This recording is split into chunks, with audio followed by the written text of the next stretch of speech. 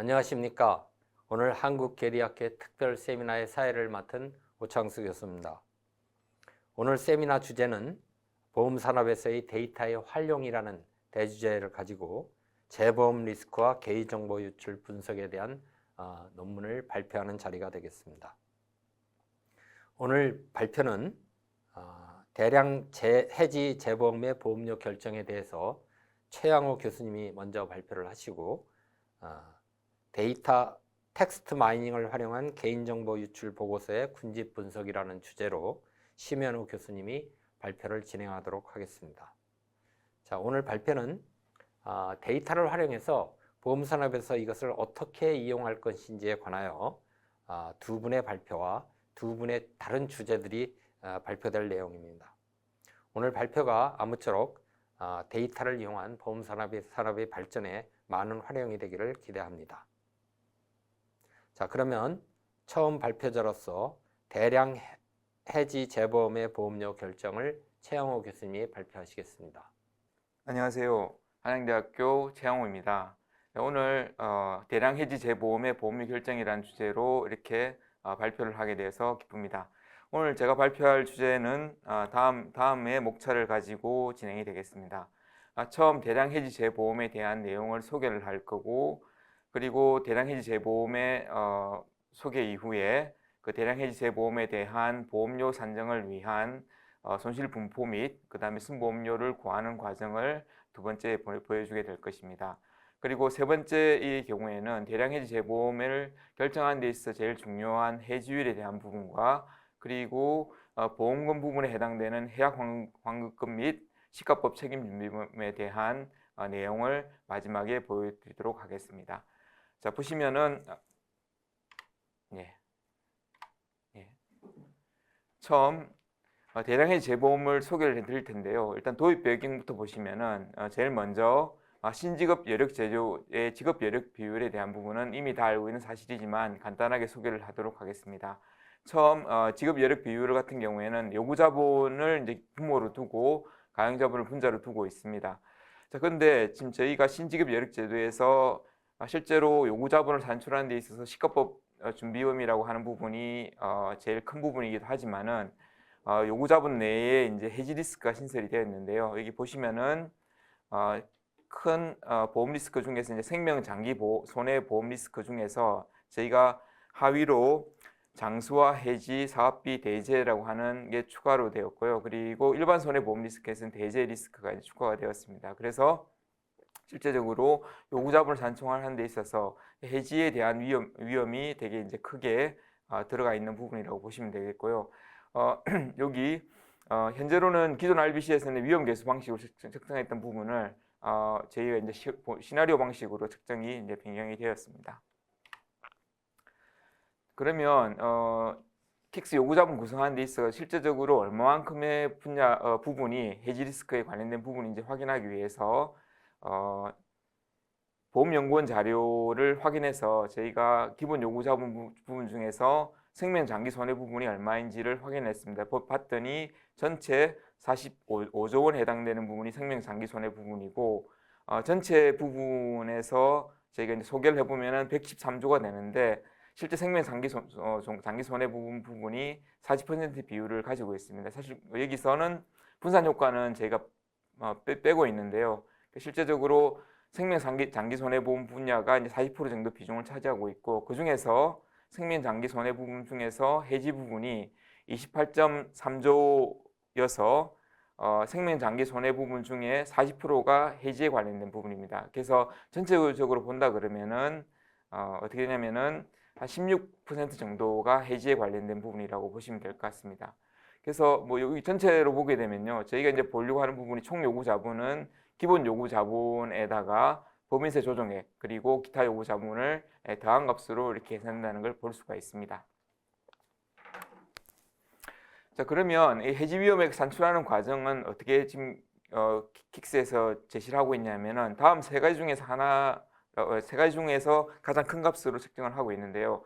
첫 번째 거를 보시면은 해약률하고 연금 일시금 전환율이 30% 증가해서 순자산 가치의 증감률과 영중에서 가장 큰 값을 하든지, 여기는 이제 옵션 행사율 상승 위험액이라고 정의를 합니다. 두 번째는 옵션 행사율 하락 위험액으로 정의를 하고 있는데, 요거는 해약률하고 연금 일시금 전환율이 35% 감소한 경우에 있어서 순자산 가치의 변동량하고 0하고 비교를 한 것 중에서 큰 것을 비교를 합니다. 근데 이 두 가지보다는 세 번째 중에 세 번째가 가장 크게 나오는데요. 그래서 해지 위험액은 주로 세 번째 과정에 의해서 결정이 된다고 보시면 될 것 같습니다. 그래서 지금 현재 상황에서 킥스에서 요구하는 해지 위험액은 표준형 상품하고 저해지 환급형 상품들로 구분해서 나누고 있습니다. 그래서 표준형 상품의 경우에는 저축성 보험 계약의 35% 그리고 보장성 보험 계약의 25%가 일시 해지한 경우에 있어서의 순자산 가치의 변동량과 0하고 비교해서 큰 값을 가지고 있고요. 저해지 환급형인 경우에는 구분을 해서 해지 시 향후 1년 해지율에다가 해지 시 순자산 가치가 감소하는 고환급형 상품의 경우에는 35%포인트에 대한 부분을 넣어서 순자산 가치 변동을 비교를 하고요. 그 다음에 해지 시 순자산 가치 감소하는 고환급 이해 상품인 경우에는 25%포인트를 비교를 해서 순자산 가치 변동량을 더합니다. 그리고 해지 시 순자산 가치 증가하는 상품에 대해서는 이제 140%를 넣어가지고 향후 해지율을 넣은 조건 하에서 순자산 가치 변동을 해서 표준형 상품하고 저해지 환급형 상품을 두 개를 구분을 해서 따로 나눈다고 보시면 되겠습니다. 실제로 원래 대량 해지 위험액 산출 방식 같은 경우에는 처음에는 전체 보유 계약량의 30% 일시 해지 가정을 넣었었는데, 지금 같은 경우에는 저축성 상품과 보장 상품으로 둘로 구분해서 산출을 해왔고요. 23년 12월까지. 그리고 최근에는 표준형 상품하고 저해지형 상품으로 구분해서 한다고 보시면 될 것 같습니다. 자, 그러면 대량 해지 위험액의 특징을 잠시 한번 보시면요. 이 부분은 사실은 뭐하고 비슷하냐면은 은행의 뱅크런하고 같이 금융시장이 붕괴됐을 경우 보험회사 건전성 악화 등의 영향으로 다수 보험 계약자가 일시에 해지했을 때 영향을 측정하는 개념이라고 보시면 됩니다. 이 대량 해지가 발생하는 경우에 있어가지고는 주로 이제 경제 위기 상황이 될 거라고 볼 수 있는데요. 개별 계약자가 어떻게 보면 계약에 대한 유불리를 따라 해지 여부를 결정하는 것이 아니고, 어떻게 보면은 그냥 단순하게 그냥 위험하니까 해지하겠다라고 이렇게 보는 상황이라고 이해를 하시면 될 겁니다. 자, 그리고 이 대량 해지액 같은 경우에 실제적으로 보험회사 입장에서는 회화 환급금을 준비를 하고 있는 상황이기 때문에 그 부분에 대한 부분은 준비가 되어 있는 상황인데요. IFRS 17이 도입되면서 준비금을 시가법으로 준비금을 쌓아둬야 되기 때문에 그 부분에 대한 괴리가 있습니다. 그래서 실제적으로 이 해지액에 대한 부분은 어떻게 계산되냐면은 일시 해지했을 경우 실제적으로 회화 환급금하고 시가법 준비금의 차이로 우리가 계산을 한다고 보시면 될 것 같습니다. 그리고 충격 시나리오 적용 시점은 보유 계약이 일시 해지되는 경우 위험이기 때문에 평가일 현재로 가정해서 이제 계산을 하는 거고요. 그리고 충격 수준을 어떻게 계산을 하고 있냐면은 IMF 외환위기 당시에 국내 보험회사 경험 해약률이 29.7%가 나왔기 때문에 이걸 감안해서 설정을 하고 있습니다. 그래서 킥스 최초 도입 시 충격 수준은 전체 보유 계약 30% 일시 해지 규정을 했습니다. 그리고 아까 말씀드렸다시피 이후에는 표준형하고 저해지 환급형을 구분해서 충격 수준을 변경하고 있습니다. 솔벤시 2를 보면요, 실제적으로 대량 해지 위험액은 충격 수준 전체 계약의 40% 일시 해지를 가정을 하고 있습니다. 그래서 우리보다 조금 더 높은 수준으로 설정이 되어 있는 상황입니다. 여기까지 대량 해지 위험액에 대한 부분까지 설명을 드렸고요. 자, 그 다음에 이제 뒤에서 볼 부분은 만약에 이제 이 대량 해지에 대한 위험액이 있다 그러면 이 부분을 위험을 전가하기 위해서 재보험에 대한 부분을 설명을 할 건데요. 그럼 대량 해지 재보험에 대한 조건은 어떻게 되는지 보시면은 형식은 스탑로스 형식의 비비례 특약 재보험이고요. 가입 금액은 아까 말씀드렸다시피 그 해약 환급금하고 시가법 준비금의 차이로 이렇게 보시면 됩니다. 그래서 출제 포트폴리오의 해약 환급금하고 시가법 준비금의 차이에 대한 총합으로 보시면 되고, 실제적으로 시가법 준비금이 해약 환급금보다 낮은 경우 같은 경우에는 만약에 이제 그 대량 해지가 발생했다고 하더라도 실제적으로 보험금이 지급되지 않는 사실입니다. 그리고 저희가 이제 여기 재보험에서 이제 하고 있는 부분은 뭐냐면 대량 해지이기 때문에 실제로 해지가 발생하는 부분, 초기 부분에 대한 것은 보장을 하지 않고 아까 스탑로스 형식이기 때문에 기본적인 뭐 약간 공제 형태로 20%의 해지가 발생하기 전에는 대량 해지 보장을 시작하지 않고요. 그 다음에 캡 형태로 35% 이상이 되는 경우에도 35%를 상한으로 두고 보장을 해줍니다. 그리고 아까 보험금에 대한 부분은 재보험 가입가액에다가 실제적으로 실제 해지율에 여기 나와 있는 어태치 포인트하고 디태치 포인트 사이에 있는 부분, 즉 여기 같은 경우에는 20%하고 35% 사이에 발생했을 경우에만 보험금을 지급하는 거라고 보시면 됩니다. 그리고 재보험기간 같은 경우에는 12개월 동안 그 이상으로 하고 있는데요.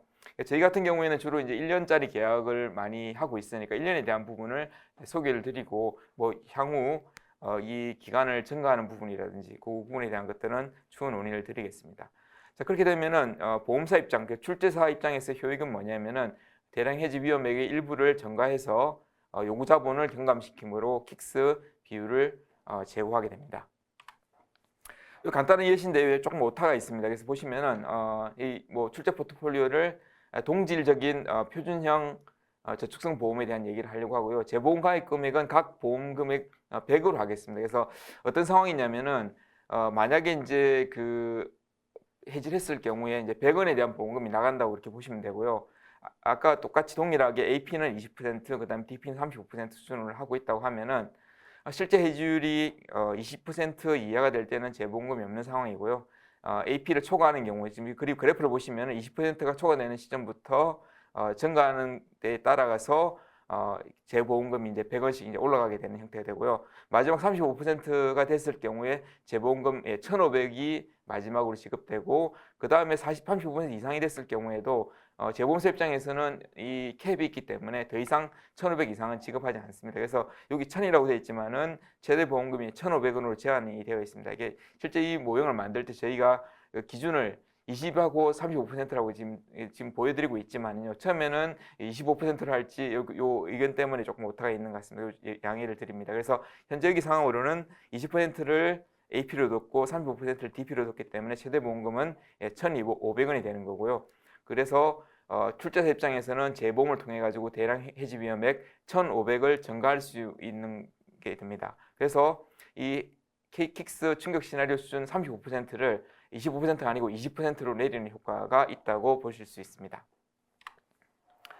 여기 두 가지 이제 예를 보여드릴 건데요. 요 첫 번째는 간단하게 저희가 이제 실제적으로 요구 자본이 얼마만큼 경감되는지를 그냥 간단한 예를 가지고 보여드리려고 합니다. 그래서 여기 앞에 있는 표는 뭐냐면은 기본 요구 자본에 대한 부분에서 이제 100이라고 가정을 하고 있습니다. 그래서 기본 해지 요구 금액을 요구 자본을 100이라고 뒀을 때 그 중에서 실제적으로 출제 포트폴리오로 가능한 부분이 있고 아닌 부분이 있어서 여기 주황색으로 표시된 부분은 출제 포트폴리오 그러니까 재보험사로 출제가 안 되는 해지 위험액을 15로 둘 거고요. 그 다음에 출제 가능한 해지 위험액을 15로 두고 전체 100 중에서 아까 보신 것처럼 16% 정도가 저희가 해지 위험액이니까요. 그 중에서 한 15 정도를 저희가 이제 그림으로 가져왔습니다. 그래서 25 중에서 실제 10은 해지 위험액이 출제가 안 되는 거고요. 15는 출제가 가능한 위험을 가지고 설명을 드립니다. 요 내용은 제가 25를 가져온 내용은 아까 16% 정도가 되긴 됐지만은 삼성에 있는 내용을 좀 가져와 삼성명에 있는 자료를 봤더니 전체 해지 위험액 비중이 26% 정도가 나오더라고요. 그래서 그 내용을 가지고 여기서 설명을 드립니다. 그래서 25% 정도가 저희가 해지 위험액이라고 했을 경우로 가정을 해서 실제적으로 출제 포트폴리오 외에 해지 위험액은 저희가 이제 재보험으로 안 되기 때문에 그냥 그대로 가져온 거고요. 이 그린으로 되어 있는 부분, 녹색으로 되어 있는 부분 중에서 실제적으로 재보험을 통해서 해지 위험액을 경감을 할 수 있다 그러면 여기 이제 얘가 나와 있습니다. 그래서 대량 해지 위험액이 실제로는 15인데 저희가 해지 위험액을 출제로 해서 전가를 한다고 하면은 이 출제 해지 위험액을 5로 줄일 수 있다고 가정하게 된다 그러면은 나머지 해지 금액 10원 줄일 수는 없지만은 출제를 통해서 전체 해지 위험액 15를 5로 줄일 수 있기 때문에 요구 자본을 15로 경감할 수 있습니다. 그래서 전체 100에서 이제 90으로 줄일 수 있는 효과가 있는 거죠. 요걸 조금 더 삼성생명의 24년 3분기 공시 자료를 가지고 설명을 드리도록 하겠습니다. 그래서 삼성생명 같은 경우에 이제 기본 요구 자본이 293 뭐라고 29억이니까요. 29억 29조인가요? 293조인지 이 큰 금액은 제가 좀 죄송합니다. 하여튼 229만 3,748억 원에 대한 부분이 기본 요구 자본이고요. 그중에서 법인세 조정액하고 기타 요구 자본을 법인세 조정액은 빼고 기타 요구 자본을 합하면은 지급 여력 기준은 금액이 나옵니다. 이게 24만 3,469억 원이 나옵니다. 그래서 요 금액에 대비해서 지급 여력 비준이 193.5%가 나오는데요. 근데 여기 3분기 자료를 봤더니 개별 위험액 수치 분기 자료가 제공되지 않았습니다. 그래서 제게 유추할 수 있는 부분은 뭐냐면은 지급 여력 기준에 대해서 여력 비율이 나와 있으니까 가용 자본이 47만 1,112억 원까지는 저희가 알 수 있었습니다. 그리고 23년 공시 자료를 가지고 해지 위험액을 비중을 가지고 왔는데요. 아까 말씀드렸다시피 26.67%가 해지 위험액이어가지고 제가 여기 지급 여력 기준급 24만 3,469억 원 중에서 26.67%를 저희가 이제 가정을 하겠습니다. 그리고 대량 해지 재보험을 통해 가지고 해지 위험액을 26.67%에서 만약에 20%까지로 경감할 수 있다 그러면 어떻게 하냐면은 지급 여력 기준이 5%가 낮아지는 결과가 나옵니다. 그래서 이 계산은 간단합니다. 그래서 어떻게 했냐면은 해지 위험액이 전체 지급 여력 기준 금액의 26.67%인데요. 그래서 요 금액의 26.67%를 가지고 와서 그걸 우리가 20%로 경감할 수 있다 그러면은 뭐 계산으로 한다 그러면은 제가 간단하게 계산하게 되면은 실제로 해지 위험액을 제외하면은 17만 8,535조인데 35억인데요. 그 중에서 20% 해지 금액이 바뀌게 되면은 5만 1,946억으로 바뀝니다. 그래서 이제 이게 바뀌게 되면은 실제적으로 지급 여력 기준이 5%가 낮아지게 됩니다. 여기 나와 있는 23만 1,269억으로 이제 지급 여력 금액이 줄어드는 이렇게 효과가 나오게 됩니다. 그래서 이 지급 여력 기준이 줄어들게 되면은 실제적으로 가용 자본 같은 경우에 가용 자본을 47만 1,125억으로 가정한다 그러면 요 지급 여력 금액 대비해서 실제적으로 지급 여력 비율이 193.5%에서 203.7%가 개선됩니다. 이게 실제적으로 대량 해지 재보험을 하게 되면은 그 보험료를 내기 때문에 지급 여력 금액이 줄어들 수도 있지만 그 부분을 반영하지 않고 그냥 그대로 했을 경우 이 지급 여력 기준이 상당히 높게 증가하는 경우가 나오게 되는 거죠. 자, 그래서 실제적으로 요걸 우리가 이제 해지 위험액을 대량 해지 재보험을 통해 가지고 증가를 하지 않는다 그러면은 만약에 203.7%를 유지하려고 한다 그러면은 어떻게 되냐면 가용 자본이 실제적으로 2만 4,821억 원이 더 필요하게 됩니다. 그래서 가용 자본을 2만 4,800억 원 정도를 더 추가하는 것보다는 실제적으로 해지 위험액을 재보험을 통해 가지고 20%까지 경감할 수 있다 그러면은 동일한 효과를 발생할 수 있는 거죠. 자, 그렇다면은 이 가용 자본에 대한 뭐 조달 비용으로 저희가 5% 가정하게 되면은 이자 비용이 1,241억 원인데요. 실제적으로 이 재보험으로 20%까지 경감할 수 있다 그러면 그 재보험료가 이 이자 비용인 1,241억보다 적다고 한다 그러면은 이 보험사 입장에서는 당연히 이렇게 출제를 통해 가지고 20%로 줄이게 되면은 실제적으로 더 적은 비용을 가지고 지급 여력 비율을 올릴 수 있는 그런 효과를 발생할 수 있기 때문에 실제적으로 보험사 입장에서는 여기 대량 해지 재보험의 니즈가 생기게 된다는 걸 보여줄 수 있습니다. 자, 여기까지 대량 해지 재보험에 대한 소개를 드렸고요. 그래서 위험에 대한 부분뿐만 아니라 이 재보험을 통해서 위험액을 경감할 수 있고 그거에 대한 여력 비율을 올릴 수 있다 그러면은 상당히 이제 좋은 효과가 있다는 걸 볼 수 있게 되는 거죠. 자, 그렇다면 요 내용을 바탕으로 저희가 이제 그 보험료를 산정하는 데 있어 가지고 필요한 부분들을 보여드리도록 하겠습니다. 이 부분은 좀 짧게 보여드리려고 하는데요. 그 이유는 모형 자체는 그렇게 어려운 내용은 아닙니다. 그래서 한번 보시면은 뭐 손실분포를 가정하기 위해 가지고 제일 중요한 게 뭐냐면은 해지율이 얼마가 되는지. 그래서 대량 해지 재보험으로 출제된 포트폴리오의 전체 보험 계약 건수가 얼마인지에 대한 부분, 그 중에 실제적으로 보험 계약이 해지가 되는 게 몇 개인지를 이제 저희가 이제 스몰 n하고 캐피털 n으로 두고 있고요. 아까 말씀드렸다시피 AP라든지 그 다음에 DP는 동일하게 20%하고 35%를 준다고 가정을 합니다.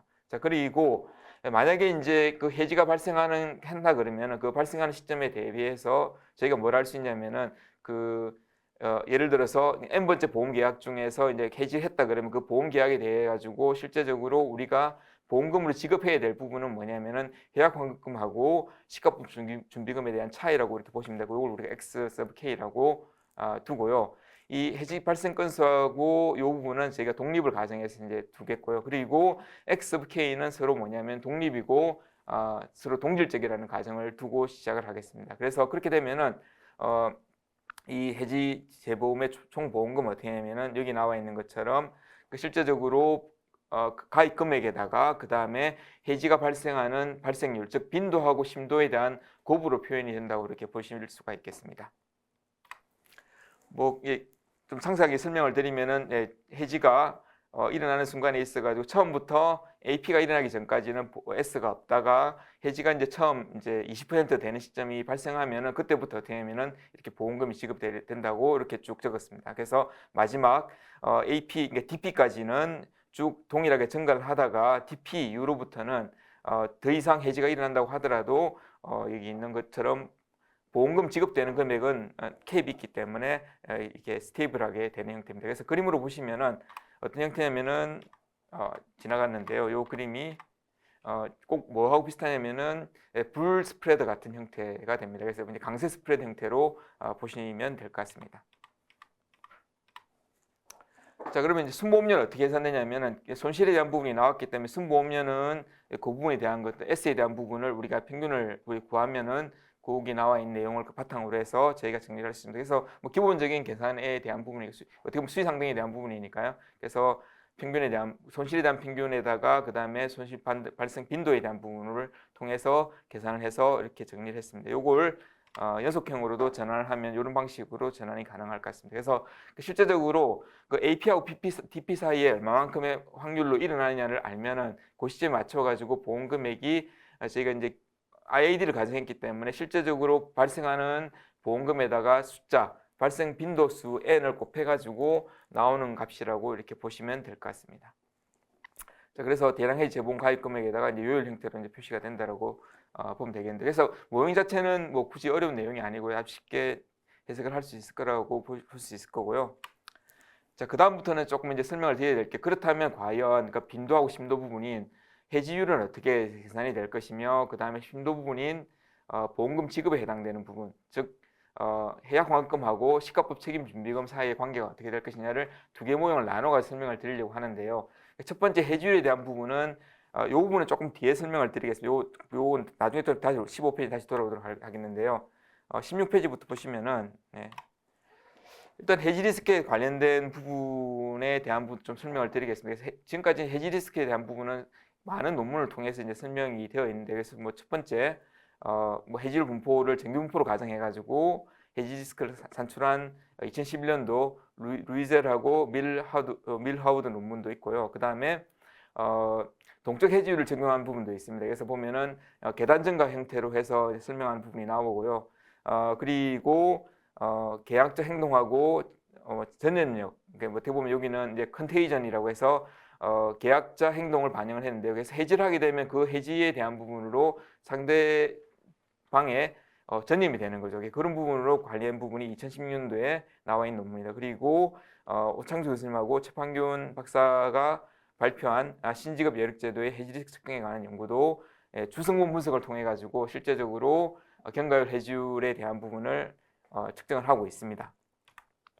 그리고 확률적 해지율에 관련 부분으로 실제로 이게 제가 잘 알고 있는 부분이긴 한데요. 익스포넨셜 동적 해지율에 대한 모형을 제시한 부분이 2010년도 수 논문이고요. 그 다음에 바이첵하고 CIR 모형을 가지고 어떻게 했냐면은 해지율을 한 부분이 2016년 논문이 나와 있습니다. 그리고 2019년 논문에 이제 오창수 교수님하고 송상욱 박사가 발표한 논문인데요. IFRS 17 하에 확률적 해지율 모형에 관한 부분이 어떤 부분이냐면은 해지율을 경과기관 구조의 추세항하고 올스타인 울렌백 프로세스를 따르는 확률항으로 구분해서 확률론적 해지율 모형을 제시를 했습니다. 그래서 기존에 나와 있는 모형들하고는 조금 다르게, 금리하고는 좀 다르게 어떻게 보면은 실제적으로 금융공학에서 많이 쓰고 있는 올스타인 울렌백 모형을 사용을 해서 해지율을 이렇게 만든 건데요. 실제적으로 이 모형을 저희가 해지율 산출 모형으로 사용을 했습니다. 그래서 이 내용은 금리하고는 상관없이 만든 모형이긴 한데요. 여기 올스타인-윌렌berg 모형은 그래도 기본적으로 어떻게 보면 이게 정규 분포에 대한 부분입니다. 그래서 시간이 그렇게 많지 않기 때문에 제가 올스타인-윌렌berg 모형을 설명하는 것 자체는 조금 뭐 무리가 따르지만 계속 간단히 좀 설명한다 그러면은 여러분들이 알고 있는 지오메트릭 브라우니언 모션하고 똑같습니다. 근데 좀 차이가 있는 게 뭐냐면은 그 지오메트릭 브라우니언 모션에다가 뭐냐면은 평균 회계에 대한 부분을 좀 추가를 했다라고 이렇게 보시면 되거든요. 그래서 평균 회계에 대한 모형을 추가를 한 지오메트릭 브라우니언 모션이라고 이렇게 보시면 되고요. 그래서 거기에도 동일하게 시그마라고 하는 변동성에 대한 부분을 가지고 이 확률로 어떻게 보면은 그 해지에 대한 부분을 설명을 했습니다. 그래서 간단히 좀 설명을 드리면 이 모형을 저희가 이제 도입을 했기 때문에 그 모형을 가지고 어떻게 했냐면은 저희가 해지율을 만들었습니다. 그래서 만들었는데 평균 회귀 속도가 뭐 아주 높은 경우, 그러니까 1로 두고 그 다음에 시그마가 20% 또는 시그마를 40%로 두었을 경우에 실제적으로 해지율이 20에서 35% 나오는 경우가 거의 없었습니다. 그 이유는 뭐냐면은 기본적으로 이 모형 자체가 이제 전극 모형을 사용했기 때문에 나오지 않았고요. 그 다음에 저기 두 번째로 이제 했던 게 뭐냐면은 평균 회귀 모형을 2분의 1로 줄이고요.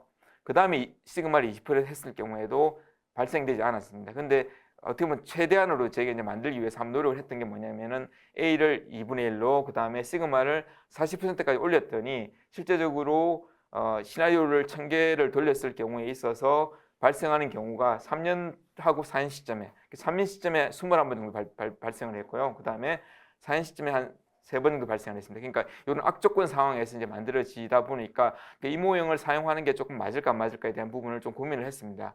그래서 뭐 그까지 이제 저희가 만든 상황이고요. 그 다음에 나머지 부분들은 뭐냐면은 사실은 이자율 가설이 사실 경제 변수에 많이 관계를 하기 때문에 그거에 관련된 논문들이 쭉 나와 있습니다. 그래서 보시면은 이자율 가설이 시장 이자율 가설 올라갈 때 실제로 해지율이 올라간다 뭐 이런 것들이 많습니다. 그리고 뭐 경제 거시 변수에 대해 가지고 거시 변수가 뭐 이렇게 보면 음의 상관관계가 있다는 것도 알 수 있고요. 그다음 해지율하고 인플레이션율에 대해서는 양의 상관관계가 있다는 것들이 실제적으로 많은 분석에서 쓰이고 있는 겁니다.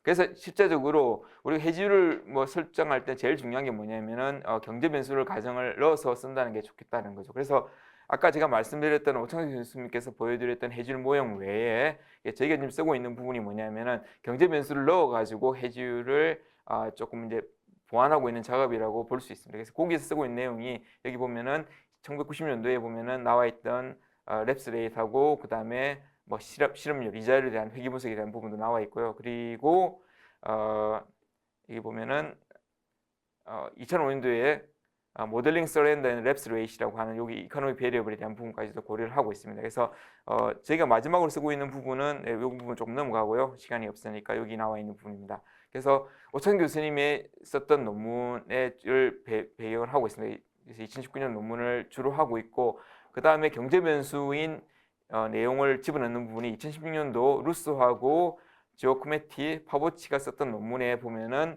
실제적으로 변동성에 대한 해지율에 대한 부분을 경제 변수를 가정을 해서 넣고 있기 때문에 저희는 이 두 가지를 조금 넣어가지고 CIR 모형 또는 여기 보면은 CIR 모형 즉 뭐냐면은 상관관계 금리하고 실제적으로 상관계가 있는 부분을 반영하기 위해서 금리에 대한 부분을 가지고 있고 그 다음에 해지율에 대한 모형을 같이 결합할 수 있는 모형으로 CIR 모형을 택해서 저희가 분석을 하고 있는 상황입니다. 여기까지 제가 분석하고 있는 상황이고요.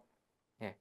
그리고 이 부분은 제가 아까 제일 앞에 있는 부분이라고 제가 말씀을 드렸는데 여전히 제가 사용하고 있는 모형, CIR 모형도 마찬가지고 올스타인-윌렌berg 모형도 마찬가지로 저희가 본 것처럼 정규 분포를 가정하고 있다 보니까 극단적으로 해지율이 많이 발생하는 경우가 잘 일어나지 않습니다. 그래서 이 부분 마지막 이 논문은 실제적으로 제가 조금 더 이제 연구를 해야 되는 부분이긴 합니다만은 이 논문이 21년도에 나온 논문인데요.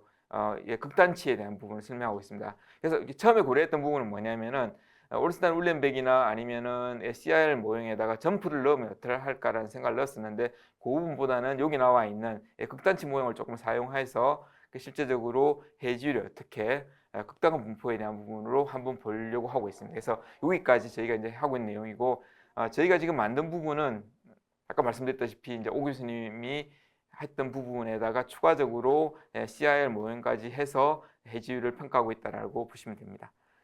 시간이 없는 관계로 마지막 부분에 대한 설명은 여기 간단하게 이제 한 페이지로 지금 만드는데요. 자, 그렇다면은 빈도에 대한 내용은 그 내용을 설명할 수 있다 그러면은 마지막으로 심도에 대한 부분입니다. 그래서 심도에 대한 부분은 실제적으로 보험회사에서 사용하고 있는 보험 상품을 가지고 하면 좋겠지만은 저희가 그 내용을 받기가 좀 힘들어 가지고요. 그래서 마찬가지 이제 오창 교수님께서 쓰신 최신 보험 수리학 4판 책에 보면은 12장에 5년 만기 3년 납 양로보험에 대해 가지고 해약환급금하고 시가부 책임준비금을 만든 표가 있습니다. 그래서 그 표를 가지고 저희가 어떻게 했냐면은 조금 더 기간을 늘렸습니다. 10년 만기 양로보험으로 해가지고 해약환급금하고 시가법 책임준비금을 산출하는 방식을 가지고 와서 그 경우에 있어서의 시가법 책임준비금하고 해약환급금의 차이가 얼마인지를 가지고 오려고 합니다. 이렇게 10년 만기로 늘렸던 이유가 뭐냐면은 아까도 보신 것처럼 짧은 보장기간의 상품들은 해약률이 이렇게 높지 않기 때문에 제가 이제 10년을 좀 늘렸습니다. 그래서 만기가 짧은 보험의 경우에 있어서 해약이 발생하지 않기 때문에 만기를 확대를 했고요. 그리고 가정에 대한 부분은 오창희 교수님께서 할인율에 대한 부분, 3년에 대한 부분을 만들어 놓고 이제 어떻게 보면은 만들었는데요. 그래서 이제 저희도 어떻게 했냐면은 새로운 안수를 발생하지 않고 할인율은 3년 이후로부터는 게 동일하다고 적용을 하고 있습니다. 그리고 위험률이라든지 사업비 같은 경우에는 기존의 해약환급금에서 만들어진 그 가정에다가 난수를 넣어가지고 일정 부분 증가 감소를 해서 시가법 책임준비금을 만들 예정입니다. 여기까지가 심도에 대한 내용으로 만들어져 있고, 그래서 심도에 대한 부분도 지금 만들어진 상태인데, 뭐 지금 저희가 이제 보험료를 보여드리지 못하는 이유는 뭐냐면은 아까도 말씀드렸다시피 빈도에 대한 부분도 정확하게 이제 많이 발생하지 않는 부분에 대한 부분에 대해서 더 다른 모형을 적용해야 될 건지 말 건지에 대한 부분도 고민을 하고 있고요. 그리고 심도에 대한 부분도 이 부분을 조금 더 이제 지금 저희는 가정을 썼지만은 혹시 실제적으로 보험 상품에서 만들어지는 게 있다 그러면 그 상품을 가지고 쓰면 좋을지 안 좋을지에 대한 부분을 설명하고 있습니다. 여기까지가 이제 저희가 연구하고 있는 분야긴 여기까지 연구 결과입니다. 자, 여기까지 하고 마지막으로 긴 시간 이렇게 들어주셔서 감사합니다. 자, 첫 번째 발표를 끝내고 두 번째 발표는 텍스트 마이닝을 활용한 개인정보 유출 보고서의 군집 분석이라는 주제로 심현우 교수님이 발표를 하시겠습니다. 안녕하세요. 심현우입니다.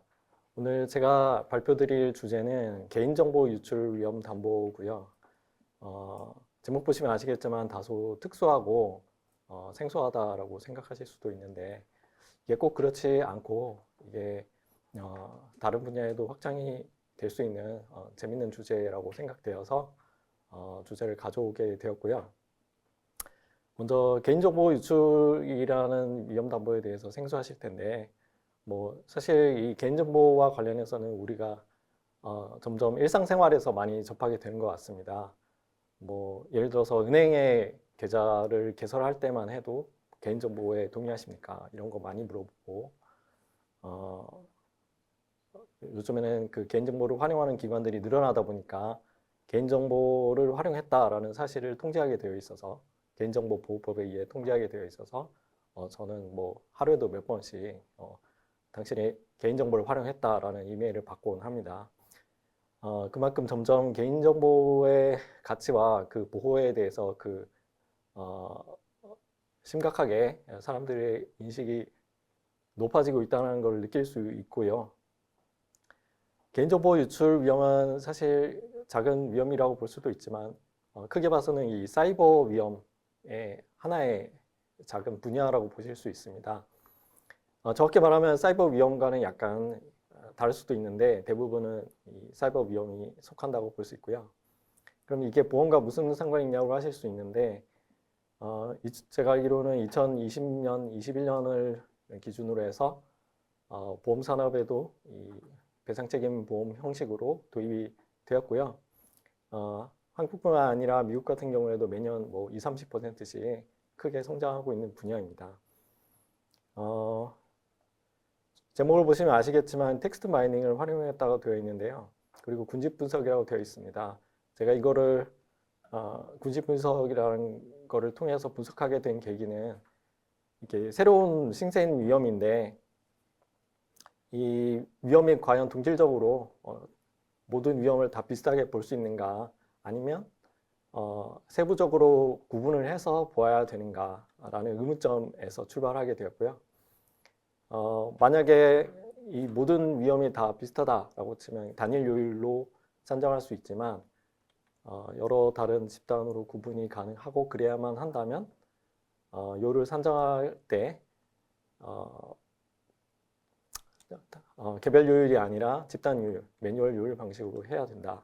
또는 이게 모든 위험들이 다 지각각으로 다르다라고 치면 그것도 불가능하고 개별 요일로 해야 되지 않을까라는 궁금점에서 시작을 하게 되었습니다. 그리고 이거를 뭐 계리적 판단에 의해서 이 분야, 이 분야 이렇게 해도 되지만 일단 신생 분야다 보니까 사람의 힘을 빌리지 않고 인공지능 또는 빅데이터 분석 방법 중에 하나인 텍스트 마이닝을 활용해서 해보면 어떨까 해서 이렇게 해보게 되었고요. 굉장히 복잡해 보이지만 제가 드리고 싶은 결론은 이 하나입니다. 분석 요약인데요.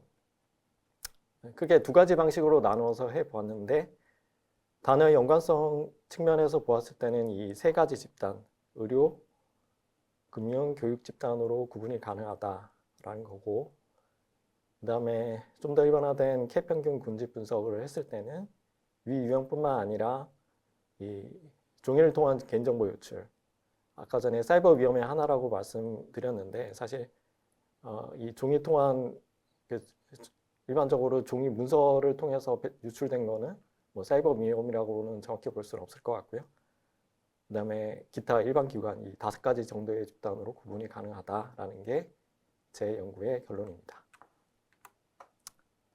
제가 드리고 싶은 말씀은 이 다음과 같은 목차를 통해서 진행이 될 것 같습니다. 먼저 선행 연구를 설명드리고요. 그 다음에 개인정보 유출 연구 분석 자료, 분석 방법, 그 다음에 기본적인 기술 통계량, 그 다음에 제가 두 가지 분석을 한다고 말씀드렸는데 단어 연관성 분석과 K평균 군집 분석, 이런 순서로 말씀드리겠습니다. 먼저 여러분들도 그러시겠지만 저도 이 텍스트 마이닝 분야에서는 다소 생소한 점들이 있어서 선행 연구들을 살펴보았고요. 다른 데이터하고 다르게 이 텍스트 데이터는 비정형 데이터라는 특징을 갖고 있습니다. 2000년대 이후로 비관계형 데이터베이스화로 나타내기 힘든 것들, 그 다음에 비정형 데이터의 사용의 비중이 늘어나고 있는 추세고요. 텍스트 데이터는 이 비정형 데이터 중에 하나입니다. 우리 뭐 어느 언어나 마찬가지로 문법도 있고 어떤 문장 구조가 있는데 왜 비정형이라고 하실 수 있겠지만 그런 의미가 아니고 문서 전체를 봤을 때는 뭐 문단이나 문장 이런 형식을 떠나서 구조가 매 문서마다 다르다는 비정형적 특징을 갖고 있습니다. 문장의 길이도 짧은 문장도 있고 긴 문장도 있어서, 그 다음에 이 텍스트 데이터를 사용하는 이 여담이지만 다른 분야 및 기술에는 이런 게 있습니다. 뭐 과거에는 그 검색이 중요했기 때문에 문서 검색, 문서 조직화, 지식 발굴 이런 게 있고요. 최근에는 이걸 이용해서 뭐 대규모 언어 모델과 같이 인공지능으로도 많이 활용이 되고 있습니다. 더군다나 이 텍스트 데이터에 보시면 인간에 의한 자연어라고 되어 있는데 과거에는 인공지능이 만든 데이터는 이게 후속적인 거고 사후적인 거니까 중요하지 않았는데 인공지능이 만든 여러 가지 데이터들이 증가하고 있다 보니까 어떤 게 인간이 만들어낸 데이터고 어떤 게 AI가 만들어낸 데이터인지 구분이 필요하고, 점점 AI는 계속 반복되는 데이터이기 때문에 어떤 의미에서는 그 데이터의 가치가 떨어질 수 있는데요. 오히려 사람이 만든 데이터의 중요성이 점점 더 중요하지 않을까 생각됩니다. 자, 아무튼 텍스트 마이닝으로 넘어가겠는데 이거는 텍스트 마이닝을 통한 분석은 다음과 같은 것들이 있고요. 이 중에서 저는 이 문서 군집에 초점을 맞추어서 설명드리고자 합니다. 사용하는 분야는 여러 가지, 요즘에는 많은 분야에, 대부분의 분야에서 쓰인다고 보시면 되겠고요. 뭐 정보 정책을 문서를 분석하는 데 쓰이고, 특히 보험 분야에서 보시면 뭐 여러 가지 분야에서 쓰고자 노력을 하는 연구들을 많이 볼 수 있습니다. 예를 들어 손해사정이나 언더라이팅, 그 다음에 계약관리 이런 것들이 있습니다. 특히 계리보다도 먼저 사전적으로 도입된 분야가 이런 언더라이팅 분야라고 보실 수 있겠습니다. 개인정보 유출 위험에 대해서 먼저 정의를 간략하게 보겠습니다. 보호되어야 될 데이터가 개인정보가 불법적이고 우연한 과정을 거쳐서 사용할 권한이 없는 사람에게 이전되는 위험을 뜻합니다. 보통 개인정보 유출은 자연적으로 발생하는 경우도 있어요. 예를 들어 의도하지 않게 종이를 통한 문서 유출이 대표적인 예인데, 개인정보, 뭐 주민등록번호가 담겨 있는 문서가 주민등록번호가 있는지 모르고 그냥 버려진 경우도 있었고요. 이게 우연한 과정이라고 되어 있는데, 이거는 개인정보 소유자의 관점인 거고, 외부 침입자를 통해서 해킹이나 이런 과정을 통해서 발생한 경우가 대부분이라고 볼 수 있겠습니다. 개인정보 유출은 하나의 사건이고, 이게 보험회사와 관련해서 손해사건이 발생할 수 있는데, 이런 선행 연구들에서는 다음과 같이 분류하였습니다. 예를 들어 첫 번째 같은 경우는 이게 사실 개인정보 유출 사건 정보 데이터들이 그렇게 많지가 않아요. 그래서 웹문서들을 일일이 다 분석해서 개인정보 위험도를 분류하였고요. 뭐 두 번째 암호화폐와 관련된 분석도 있었습니다. 사실 이 신생 위험이다 보니까 자료를 구하기가 쉽지 않은데요. 본 연구에서 사용한 자료는 미국 데이터입니다. 그 아이덴티티 뎁트 리소스 센터라고 되어 있는데 비영리 기관이고 미국 기관입니다. 그래서 미국에서 발생한 개인정보 유출 위험들 사건들을 조사해서 보고서로 만들어내는 기관입니다. 이 기관에 뭐 한국도 마찬가지지만 미국에서 이 개인정보 유출을 보고해야 될 의무는 없기 때문에 발견되지 않으면 보고해야 될 의무가 없기 때문에 조사하기가 굉장히 힘들다는 걸 알 수 있었고요. 그래서 정식으로 보고한 문서뿐만 아니라 그 웹에 올려져 있는 여러 가지 사건 기록들을 일일이 다 검토한 것으로 알고 있습니다. 그래서 2005년부터 2015년까지 대략 10년 정도의 자료를 가지고 했었고요. 이 기관이 사후적으로 하다 보니까 상당히 시차가 있습니다. 그 총 사례 건수는 보통 여기 보시면 5,000건 정도고요. 연간으로 치면 한 500건 정도입니다. 생각보다 굉장히 적은 건수라고 생각이 되실 수도 있는데, 이게 조사된 건수가 그렇고 사실 모르고 넘어가는 경우까지 포함하면 굉장히 많을 것이라고 추측이 됩니다. 사실 뭐 저도 그렇고 여러분들도 그렇고 그 웹을 쓸 때마다 이 쿠키 같은 거 있잖아요. 그런 것도 개인정보, 넓게 보면 개인정보라고 볼 수 있는데 그런 것들이 거래가 될 수 있고 누출될 수 있기 때문에 충분히 많은 건수가 있지 않을까 생각이 듭니다. 분석 방법입니다. 사실 관심이 없으실 수도 있기 때문에 이 텍스트 마이닝에 대해서 관심이 없으신 분들은 바로 넘어가셔도 상관이 없고요. 관심이 계신 분들을 위해서 짧게 설명드리겠습니다. 이 텍스트 마이닝은 다른 빅데이터 마이닝과 마찬가지로 노이즈가 좀 심한 편이고요. 비전형 데이터다 보니까 그 패턴으로 노이즈를 걸러내기가 굉장히 힘들었고, 그래서 다음과 같은 전처리 과정이 굉장히 중요했습니다. 먼저 전처리를 했었고, 이를 통해서 말뭉치라는 거를 만듭니다. 이 말뭉치가 텍스트 마이닝의 기본 데이터 형식이라고 보시면 되겠고요. 그 다음에 단어 문서 행렬을 생성하고 분석하시면 됩니다. 자, 데이터 전처리 과정입니다. 이런 것들이 있는데요. 뭐 다 보시면 되는데 생각보다 굉장히 할 일이 많다는 걸 아실 수 있으실 거예요.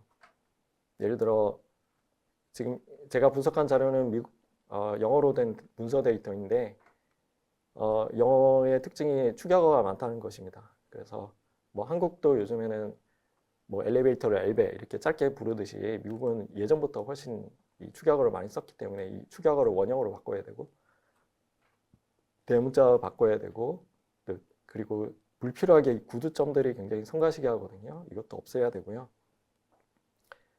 그 다음에 생각보다 많은 거는 이 스탑워즈라고 하는 불령어입니다.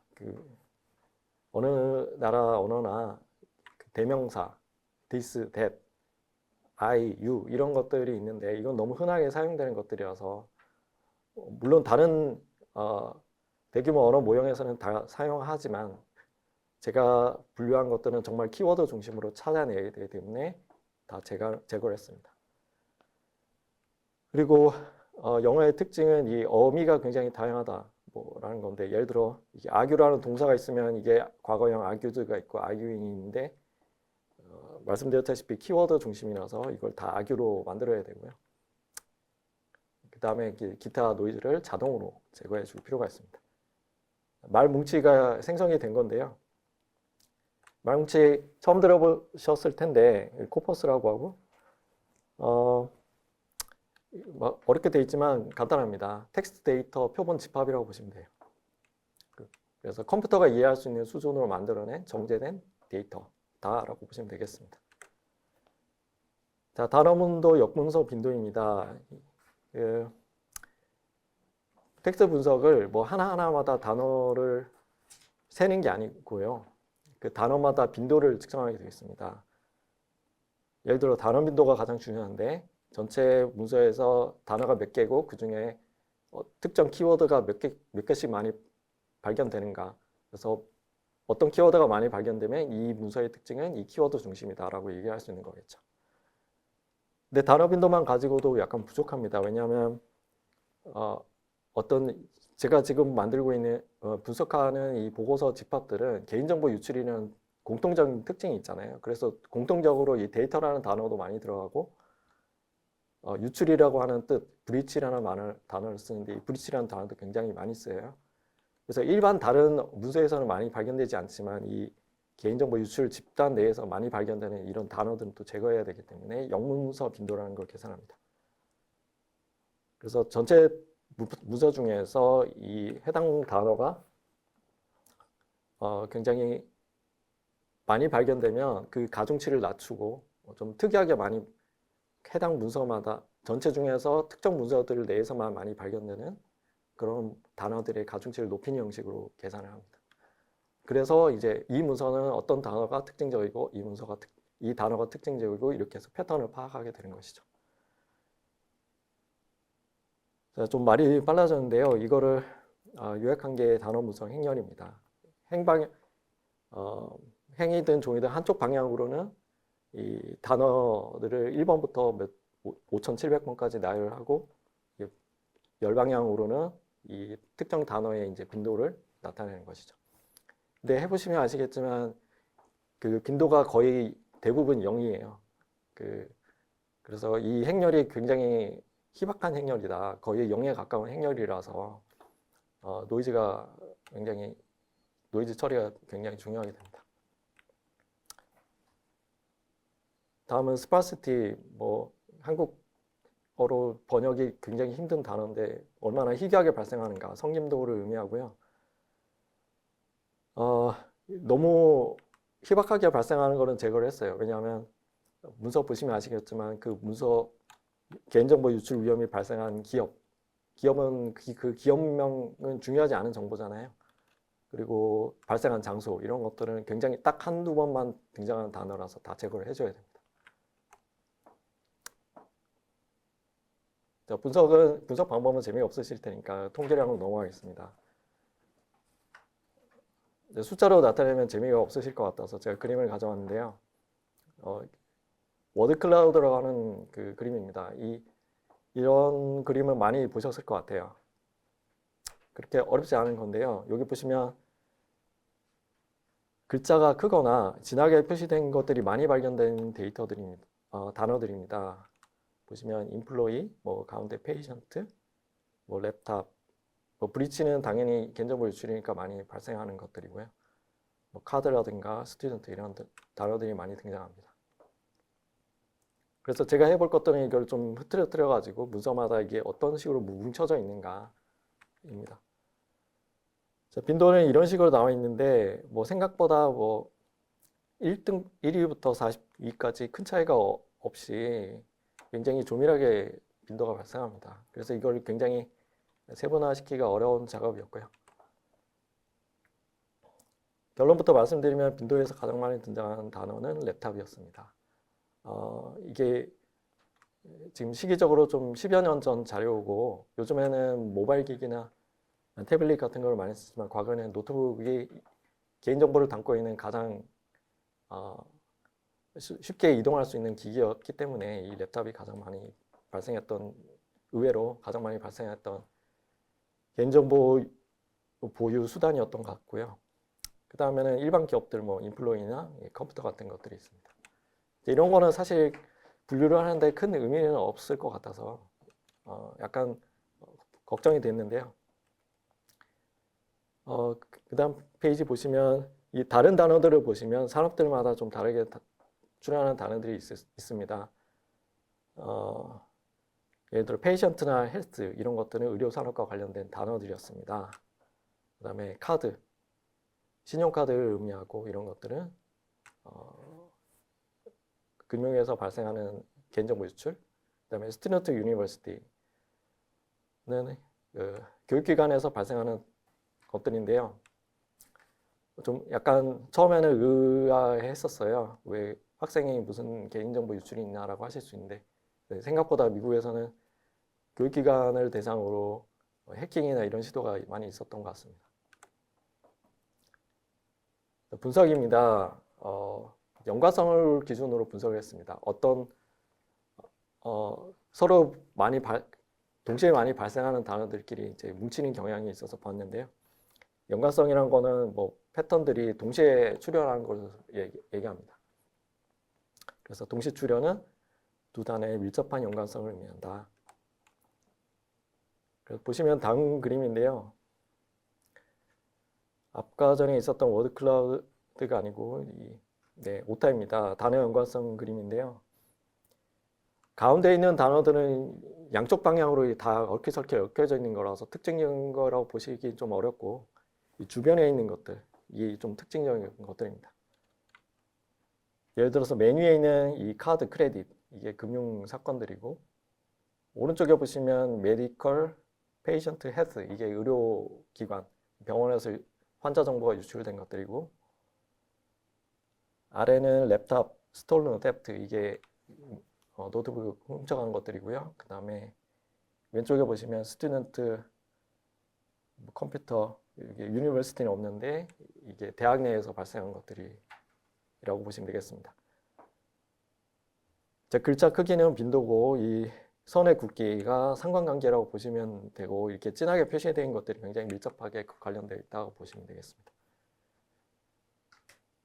그래서 단어 연관성에서 얘기해주는 정보는 여기가 끝입니다. 뭔가 딱 집단을 나눠서 보여주지는 않고 여기까지 하고 사람이 파악을 해야 되는데요. 제가 볼 때는 한 3집단 정도로 볼 수 있지 않을까 생각이 됐습니다. 말씀드린 바와 같이 그 금융사건, 그 다음에 병원, 그 다음에 대학 교육기관, 뭐 추가적으로 하자면 이 랩탑 정도. 그래서 이 3가지 정도로 군집을 저는 분석을 했었고요. 어느 정도 자의적인 부분이 존재하기 때문에 추가적으로 군집 분석을 했습니다. 일반적으로 군집 분석은 비지도 학습이라고 합니다. 군집이 몇 개인지 어떻게 할지를 정보를 전혀 주지 않고 알아서 하라는 건데요. 제가 사용한 방식은 K평균 방식입니다. 이렇게 구체적인 게 있지만 뭐 그냥 보시면 되고 군집을 하려면 일단 가장 중요한 거는 군집 내에 속한 데이터들 사이의 거리를 얘기해 줄 수 있어야 되는 겁니다. 문서들 사이에서 어떤 게 서로 가까운 문서인지, 어떤 위험들이 비슷한 위험인지를 얘기해 줘야 되는데요. 그걸 하는 게 이 유클리드 거리 측정입니다. 그래서 이 거리라고 하면 이 좌표가 필요한데 이 단어 하나하나가 좌표가 되는 겁니다. 그래서 단어가 굉장히 많잖아요. 그래서 굉장히 고차원 데이터고 굉장히 희박한 데이터고 그 중에서 이제 그나마 좀 가까운 것들끼리 뭉치는 거라고 볼 수 있겠습니다. 아무것도 얘기하지 않은 비지도 학습이니까 군집의 개수가 중요한데 제가 자의적으로 이렇게 4개로 뭉쳐라, 5개로 뭉쳐라 이렇게 할 수도 있지만 저는 개수조차도 완전히 자유롭게 놓아두었고 이렇게 선행 연구에 의하면 이 군집의 유효성을 평가하는 지수들이 굉장히 많이 제시되어 있습니다. 그래서 이것들 중에서 이제 다수의 투표를 받아서 민주적인 방식으로 가장 많은 투표를 받은 군집의 개수로 정했습니다. 그래서 보시면 2, 3, 5, 8이라고 되어 있는데 군집을 5개로 했을 때 투표를 10개를 받아서 10개로 하는 게 가장 적절할 것 같다. 또는 뭐 한 8개 정도. 그래서 5개로 군집의 개수를 정하였고요.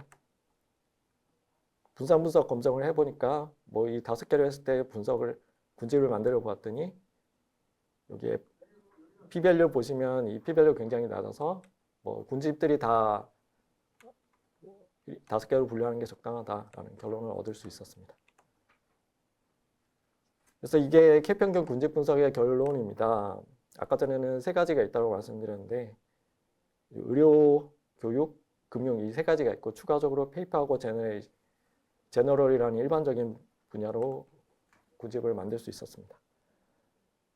이게 제가 드리고 싶은 결론이기 때문에 좀 더 상세히 설명드리면 이 메디컬 분야에서는 뭐 하스피털, 페이션트, 헬스 센터 이 정도는 뭐 이 집단을 잘 나타내는 단어들이라고 볼 수 있겠고요. 군집 분석이 완벽하지 않다는 걸 여기서 알 수 있는데 랩타임이나 테프트 이게가 엮여 있어서 이거는 꼭 병원에서만 발생하는 게 아니고 일반적으로 여러 군데에서 많이 발생하기 때문에 약간 노이즈는 있을 것 같다라는 거고요. 그 다음에 쭉 보시면 되고 페이퍼가 뭔가라고 궁금해 하실 수 있는데 이거는 보통 제가 일일이 문서들을 찾아가서 보니까 그런 거더라고요. 이 덤스트라고 되어 있는데 쓰레기통에 사람들이 그 개인정보 담긴 문서들 그냥 버린 게 발각된 거예요. 그런 게 있었습니다. 그 다음에 제너럴이라고 되어 있는 집단은 기타 집단이라고 보시면 되는데 좀 성격을 나타내기 어려운 여러 가지 뭐 일반화된 뭐 추상적인 그냥 집단이라고 보시면 되겠습니다. 결론입니다. 그래서 만약에 이 현재는 한국도 그렇고 미국도 그렇고 대부분 집단을 나누지는 않고 있는데요. 이 문서들을 이렇게 손해액이나 손해 빈도하고 상관없이 문서들의 텍스트만 가지고 봤을 때는 3분류로 또는 5분류로 분류하는 게 적당하다는 겁니다.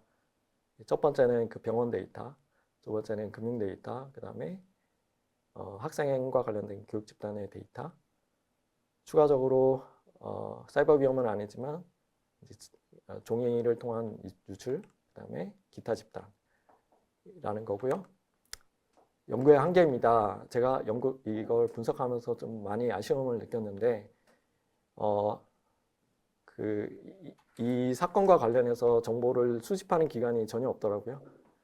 그래서 이런 정보들이 다 잘 수집이 되면 좀 더 양질의 정보를 제공해 줄 수 있지 않을까라는 거고 특히 보험과 관련해서는 이 손해액 데이터가 중요한데 유출이 되었다고만 나와 있을 뿐 그 유출로 통한 손해액이 얼마인가라는 정보가 전혀 없어서 굉장히 아쉬웠고요. 특히 한국의 경우에 최근에 찾아보니까 보험료가 원수 보험료 기준에서 한 1년간 한 100억 정도밖에 안 되는데 그거는 여러 가지 요인이 있지만 좀 정확하게 요율을 산정하기 어려운 것도 한 측면이지 않을까 생각이 되고요. 만약에 후속 연구나 여러 가지 제도의 도입으로 인해서 손해액 데이터가 추가가 된다면 이 손해액 자료를 포함해서 텍스트 브레인을 할 수도 있지 않을까라는 생각이 들고요. 그 다음에 이 실시간 문서 시계열 문집화라고 되어 있는데요.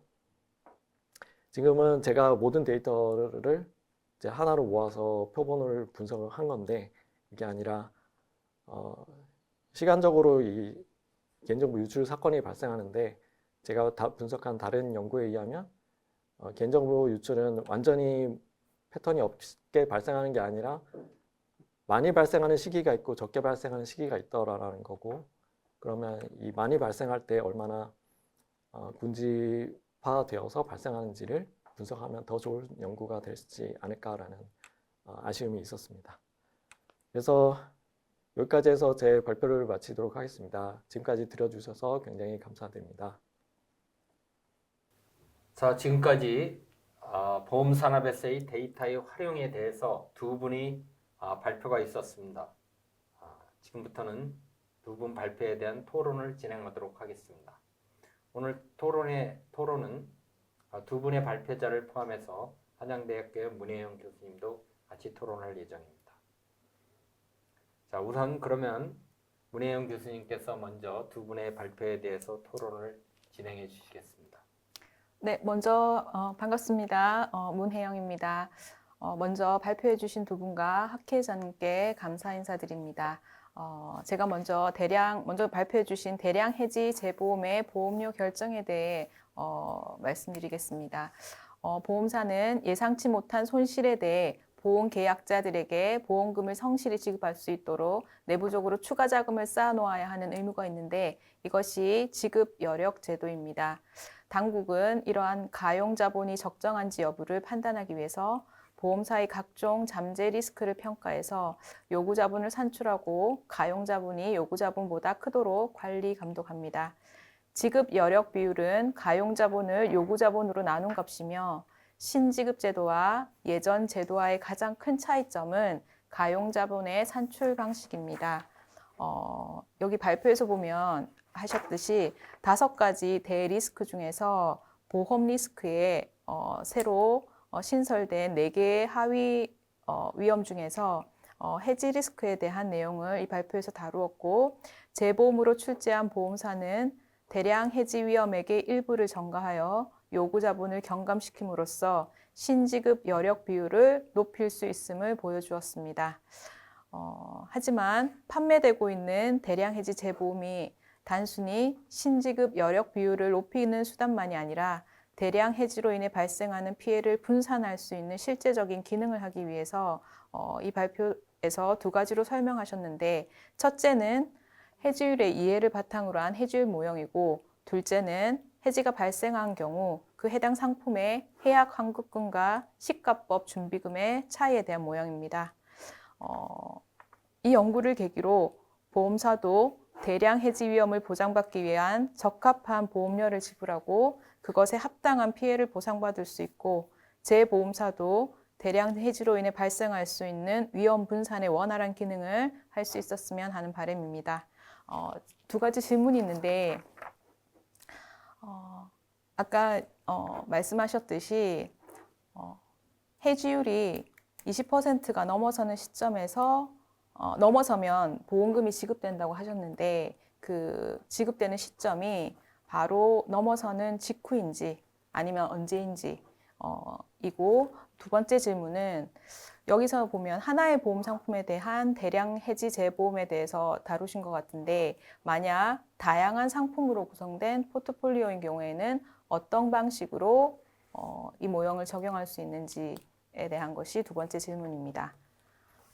그리고 이어서 제가 2번째 발표하신 심현희 교수님께서 발표하신 텍스트 마이닝을 활용한 개인정보 유출 보고서의 군집 분석에 대해서 말씀드리면, 텍스트 마이닝은 인터넷 기사, 리뷰, 이메일 등 방대한 양의 비정형 텍스트 데이터에서 유의미한 정보를 추출하여 분석하는 기술인데, 요즘 개인정보 유출에 대한 피해가 심하고 1차 피해뿐 아니라 2차, 3차 피해가 계속 발생해서 그 피해도 상당한 것으로 알고 있는데, 사전 예방이 중요하다고 생각합니다.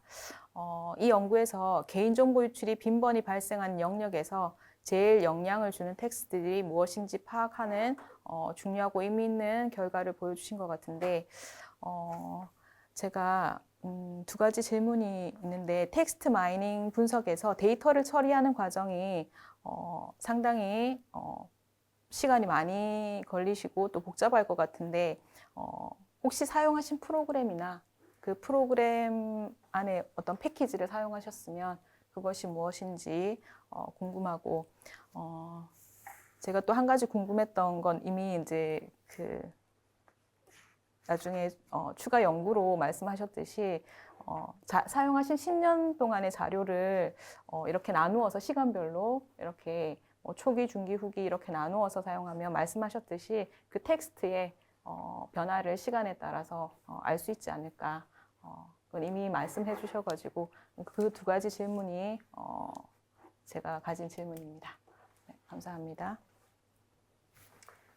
예, 좋은 토론 감사합니다. 지금 발표된 두 가지 논문에 대해서 간단한 코멘트와 질문을 해주셨습니다. 그래서 질문은 각 발표자마다 2개씩을 해주셨는데 먼저 그 대량 해지 위험에 관련돼서 최영호 교수님께서 답변을 간단하게 좀 해주시면 감사하겠습니다. 예, 지금 아침에 하다 보니까 이게 좀 말이 좀 많이 꼬였던 것 같은데 잘 요약해 주셔서 감사드리고요.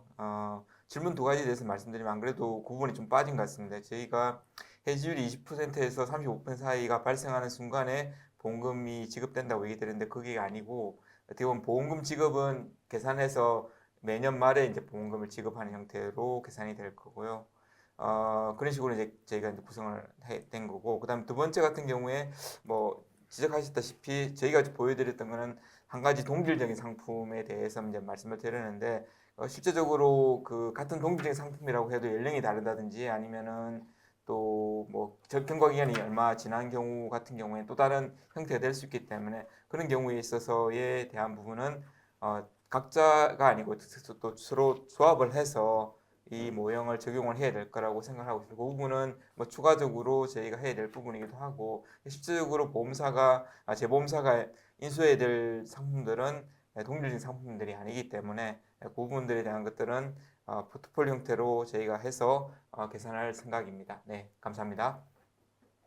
예, 질문에 대해서 2가지를 명쾌히 답변을 해주셨습니다.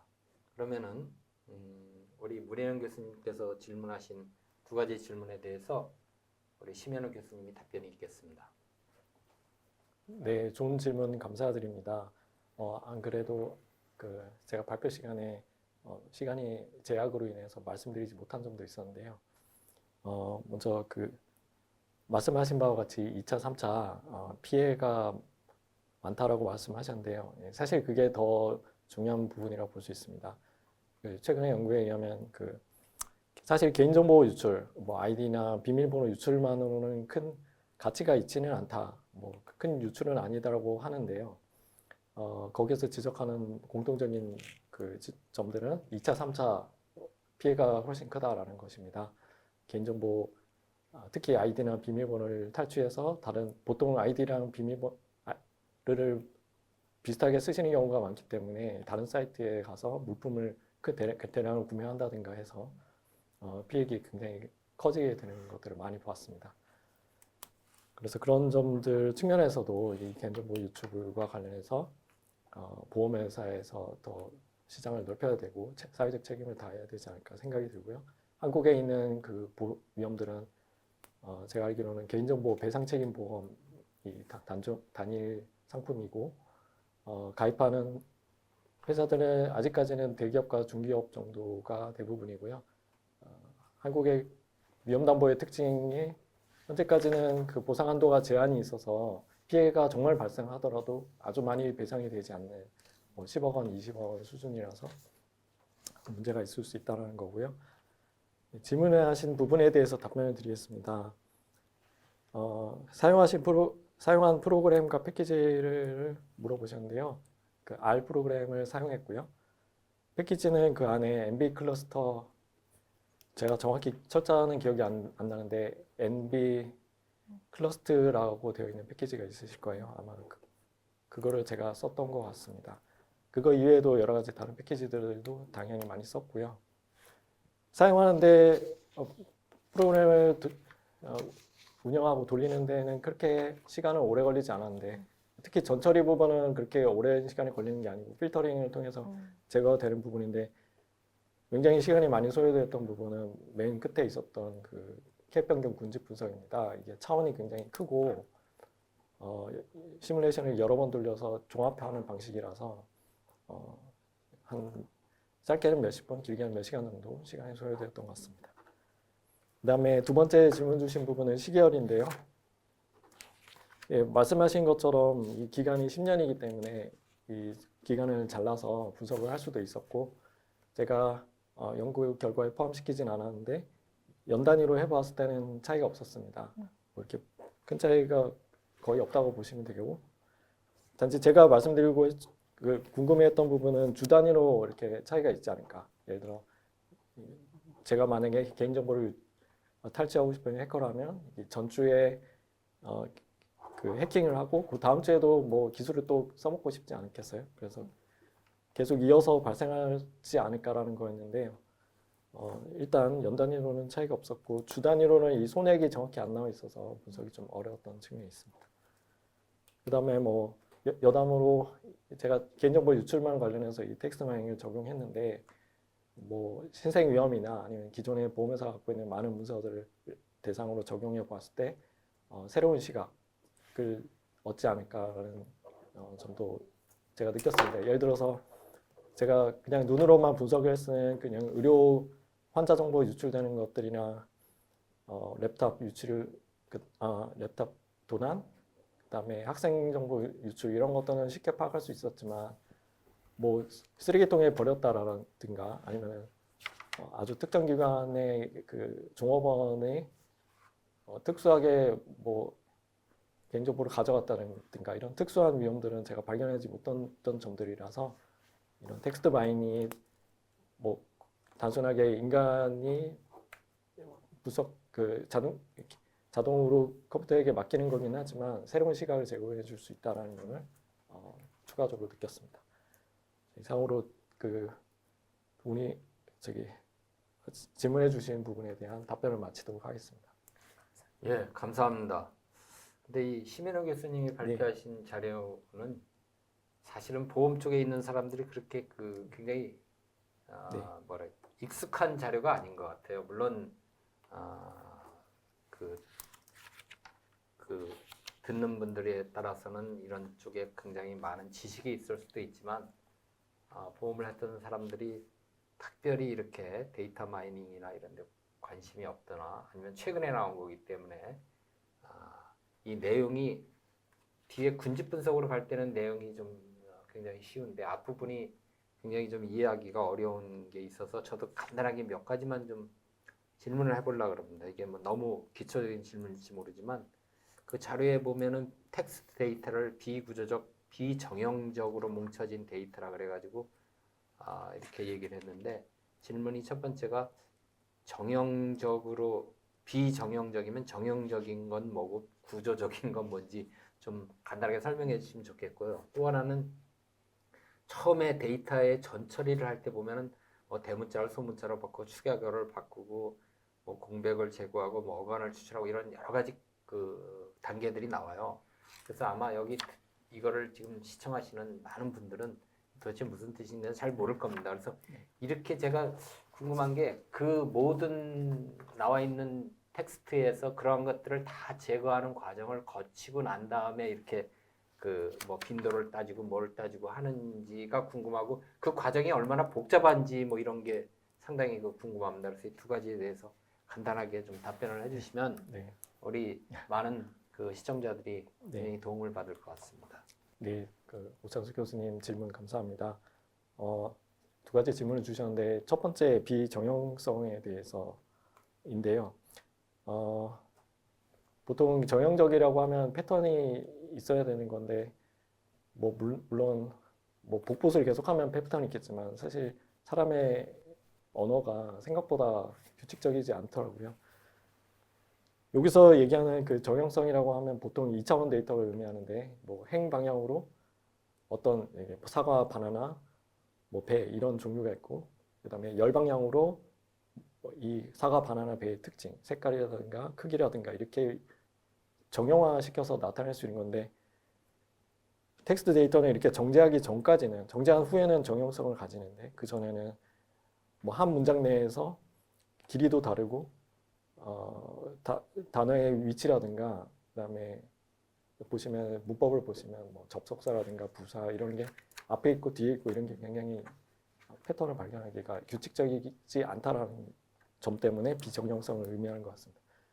단 요즘에는 이런 분석 기법들이 많이 발달되어 있어서 데이터 처리를 잘 해주기 때문에 그 이후에는 말뭉치라고 되어 있는데 말뭉치 단계에서는 정형성을 가지게 된다라고 보시면 될 것 같습니다.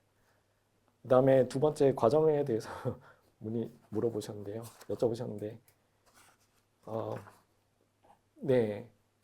사실은 네. 제가 연관성 분석과 군집 분석은 이 모든 전처리 과정을 거친 후에 한 거고요. 하기 전에는 그냥 이런 거 왜 필요해라고 생각했는데 해보니까 노이즈가 너무 많아서 너무 불확실한 결과, 할 때마다 결과가 달라지고 이러더라고요. 그래서 다른 통계 분석과 마찬가지로 계속 반복하는 과정을 거쳤어요. 될 때까지 계속 거르고 이런 과정을 거쳤습니다. 그래서 어느 정도의 자율성이 있지 않을까라는 걱정도 좀 들고요. 왜냐하면 예를 들어 불영어 지금 제가 열 몇 개밖에 안 되어 있지만 실제로 쓸 때는 한 100개 정도 이상의 제가 제거하는 단어들을 넣었고 그다음에 뭐 미국 영어 같은 경우에는 그 세미콜론이나 콜론 이런 것도 많이 쓰는데 잘못 제거하면 뭐 실수로 콜론을 2번 찍었는데 콜론 중에 하나만 제거가 된다거나 이런 문제가 있어가지고 좀 세밀하게 조정을 해야 되고 한국 같은 경우는 이 조사가 많이 발달되어 있어서 뭐 은는 이가 이런 것부터 다 제거를 해주는 게 필요하고요. 제가 한 거는 그 요즘에 많이 쓰고 있는 인공지능에서 많이 쓰는 대규모 언어 모형이 아니다 보니까 이런 것들은 다 제거해도 됐었는데 만약에 대규모 언어 모형은 이런 것까지 다 포함하니까 굉장히 어려운 모델일 것 같다는 느낌이 들었습니다. 그리고 네, 추가적으로 한국 경우에는 이게 단일 요일로 되어 있는데요. 제가 분석한 결과는 이렇게 나눠지는 게 적합하다고 되어 있기 때문에 지금 이 데이터는 미국 데이터이고 한국 시장은 또 다르게 되어 있잖아요. 예를 들어 의료 데이터의 경우에는 미국은 그 사보험 시장이 발달되어 있어서 각 의료기관마다 되어 있고 보험도 다 제각각으로 흩어져 있어서 이런 게 많이 발생할 수 있는데 한국은 의료보험 데이터가 건강보험공단이나 이런 데 집중되어 있기 때문에 좀 패턴이 다르게 발생할 것 같다는 느낌을 들었습니다. 자, 이상으로 제 답변을 마치도록 하겠습니다. 감사합니다. 또 한 가지만 더 질문을 네. 해보면 최종 결론이 이제 5가지로 나왔잖아요. 네, 제가 그래서 이렇게 쭉 보면서 느낀 게 의료, 금융, 교육 또 하나는 일반 기관은 이거를 제외한 기관을 말씀하는 거죠. 네 맞습니다. 그 다음에 하나가 다른 차원의 게 나와 있어요. 종이를 통한 개인정보 유출. 네, 그래서 이렇게 5개를 군집을 제시하셨지만 사실은 하나가 다르니까 뭐 종이를 통한 개인정보 유출 아니면 종이를 통하지 않은 개인정보 유출로 해서 나눈 다음에 이렇게 또 4가지 집단으로도 나눌 수 있을 것 같은데 많이 네 맞습니다. 네, 어떻게 생각을 네. 하시는지 궁금하네요. 좋은 질문을 감사드리고요. 제가 연관성 분석을 하면서 이렇게 막 엮여져 있는 그림들을 봤는데 사실은 더 세분화 시킬 수도 있고 합칠 수도 있을 것 같습니다. 예를 들어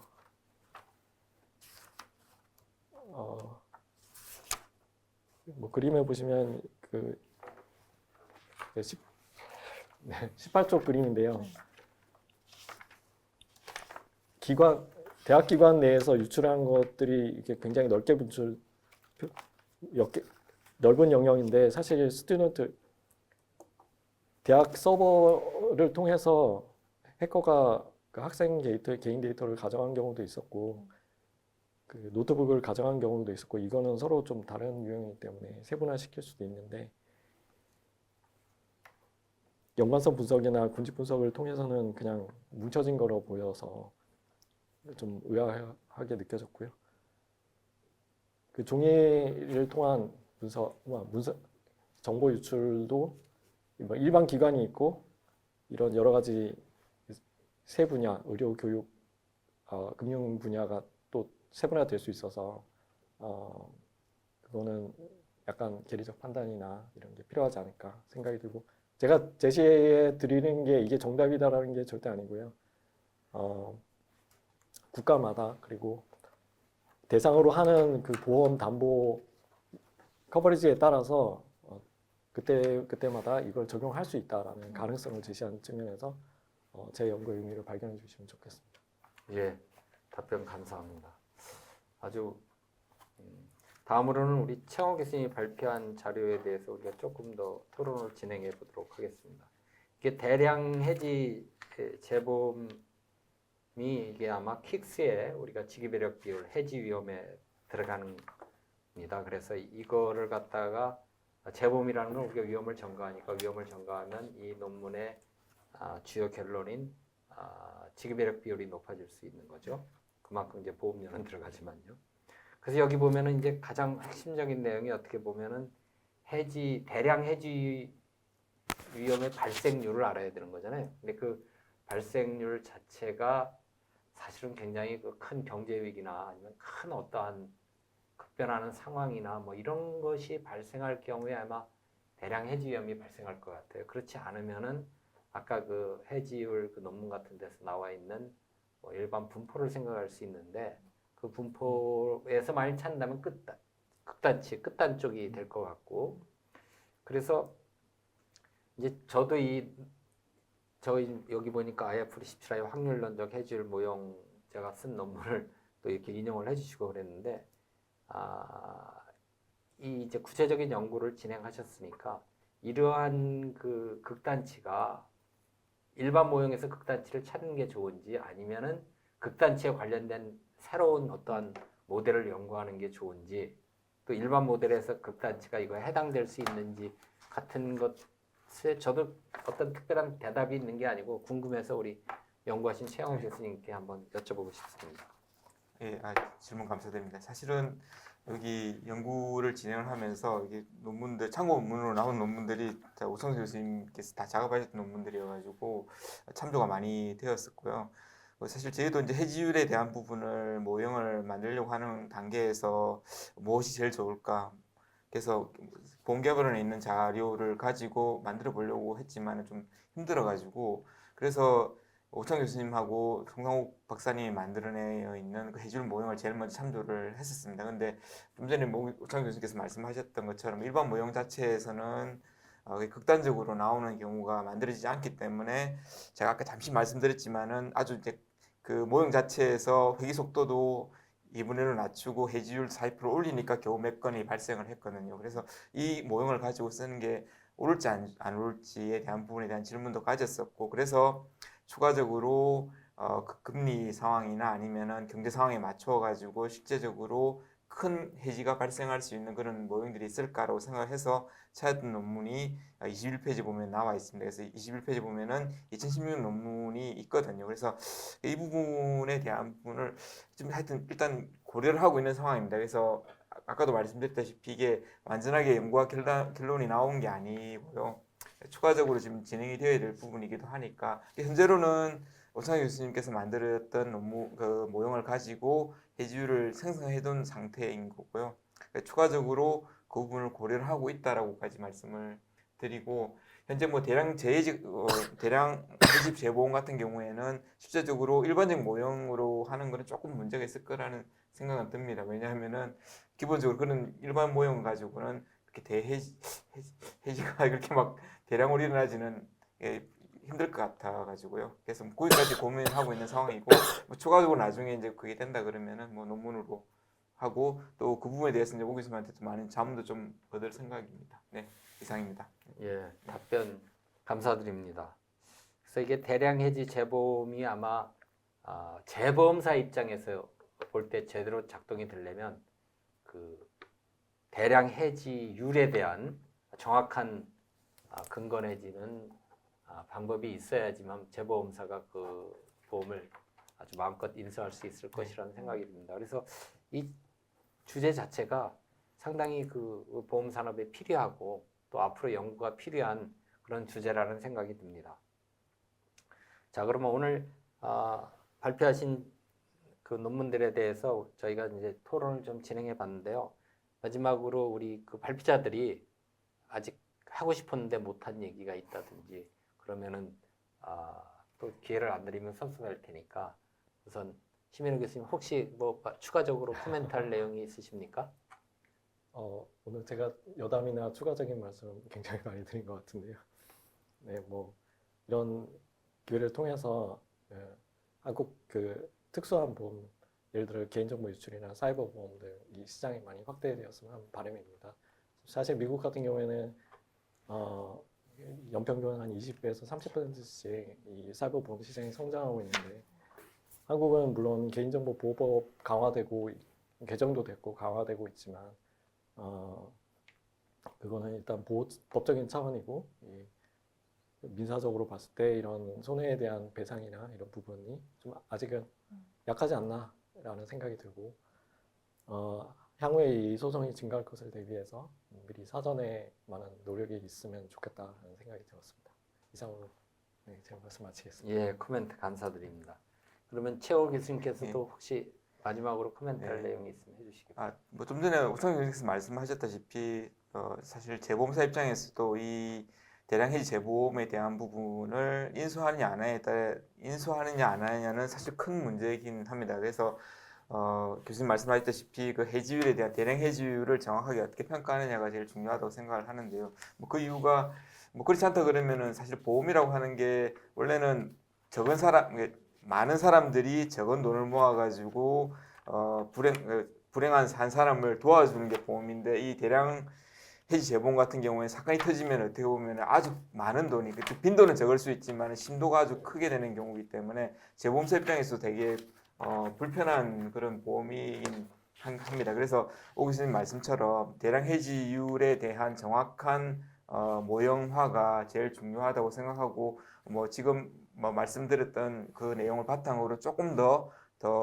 고민을 해서 어느 게 제일 적합한 대량 해지율을 만들 수 있는 모형인지를 고민하도록 하겠습니다. 네, 이상입니다. 예, 감사합니다. 자, 오늘 발표된 내용을 보면은 사실은 그 오늘 발표 논문들이 앞으로 보험 산업에 미칠 영향들이 꽤 있을 것 같습니다. 일단 지금은 우리가 논문 제목이 최홍 교수님이 발표하신 논문 제목이 대량 해지 재보험에 관련돼서만 말씀드렸는데 사실 이거는 이번에 그 개정된 대량 해지 위험액이라는 게 있잖아요. 그게 우리가 그 해지 위험액의 그 맥시멈을 취하기 때문에 굉장히 중요한 겁니다. 근데 거기는 우리가 시나리오 방식이 아니고 그 우리가 그 지수 방식으로 돼 있잖아요. 그래서 사실은 최홍 교수님이 연구하신 이것은 대량 해지 재보험료에도 중요하겠지만 우리가 지급의역제도, 킥스, 신지급의역제도의 해지 위험액을 정하는 데도 굉장히 중요한 시사점이 될 것으로 생각이 됩니다. 그런 의미에서 오늘 발표가 향후에 우리 해지 위험액을 계산하고 대량 해지 재보험의 보험료를 계산하는데 상당한 밑거름이 될 것으로 생각이 됩니다. 또 심현우 교수님이 발표하신 내용을 보면은 사실은 2021년에 우리나라에서 개인정보 유출에 대한 배상 책임 보험이 도입되었다고 합니다. 그래서 이럴 경우에 우리가 유율 산정을 하게 되는 어떤 그룹으로 묶을 때 이러한 연구 결과가 향후에 개인정보 유출에 대한 보험에 상당한 기초 자료를 제공해 줄 수 있고 또 연구의 방향을 제시해 줄 것으로 생각이 되어서 뜻깊은 논문이라고 생각됩니다. 자, 그럼 이제 토론을 마칠 시간이 됐습니다. 아무쪼록 오늘 발표한 내용들이 한국 보험산업에 긍정적인 영향을 미칠 것을 기대하면서 2025년 한국 계리학회 세미나를 마치도록 하겠습니다. 발표해 주신 두 분 교수님과 토론해 주신 교수님들께 감사드립니다. 자, 마치겠습니다. 감사합니다.